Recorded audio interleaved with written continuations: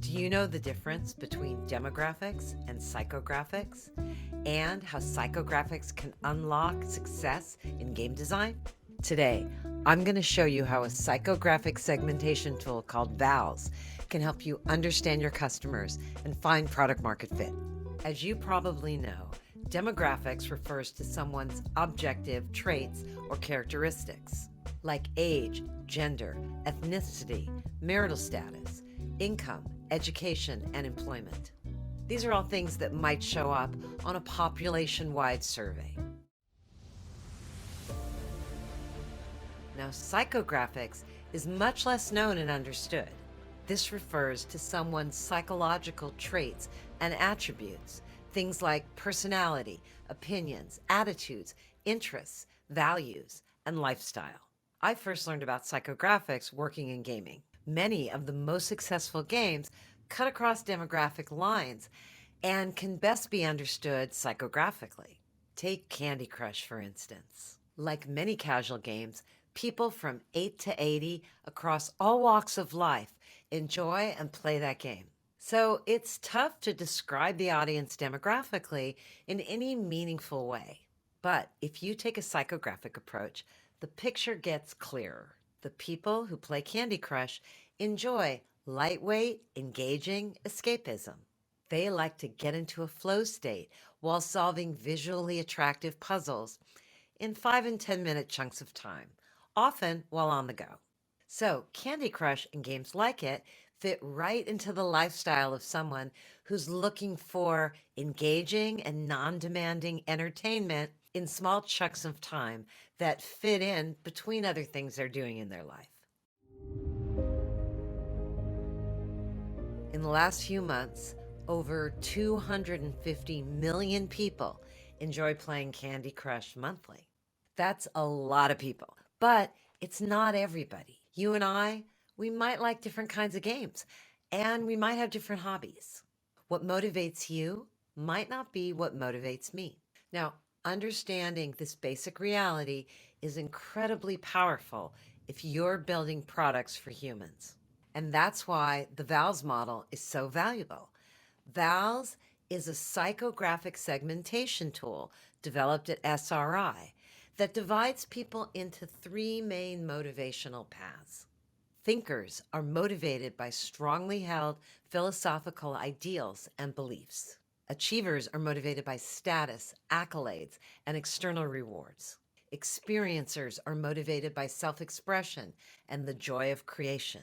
Additionally, the VALS model includes 8 subtypes or roles, organized along these paths and adding the dimension of resources and skills. And I want to note that this entire model is built on top of Maslow's hierarchy of needs, which is one of the best established and most widely cited models for understanding human motivation. At the bottom of the VALS chart are survivors or strugglers, people that don't have a lot of resources or education or skills. Their prime motivation is to meet their safety and security needs, which is similar to what's going on at the bottom of the Maslow's pyramid. Up at the top are the innovators or actualizers, the people that have success and self-esteem and resources. Innovators are driven both by their principles and by responding to their surroundings. They're often leaders in their field, having risen up through one of those 3 other core paths. This subtype corresponds to Maslow's concept of self-actualization, which can only happen when all the lower level needs have been met. And then in between, the other 6 roles are aligned along those 3 motivational paths, with 2 each, largely differentiated by their access to resources. The makers and experiencers are motivated by creativity and self-expression. Believers and thinkers are motivated by ideals and strongly held beliefs. And strivers and achievers are motivated by status and accolades. When I work with startups, I often pull out the VALS model to help us understand any disconnects we find between what we assume customers want and what we find out they actually want through testing and interviews. Most of the people that run startup teams are achievers. They're motivated by achievement and status and rewards. But when we connect with our customers and test out the core appeal of the product, we often find out that our customers are on a different motivational path. And the assumptions we might make from our own experience as startup founders might not be right. Take my crypto grassroots fundraising client, for instance, who thought that customers might be motivated by putting NFTs in their profile pictures, as the team was. But through our interviews and testing, we found out that our target customers were largely thinkers, motivated by ideals and transparency and a feedback loop to know where their donations were going. So my client redesigned the experience around this key insight. Now, take another team I worked with recently, a crypto education team focused on teaching Web3 programming to people in emerging economies. When we tested the product with our core target audience, we discovered they were really on the maker experiencer path.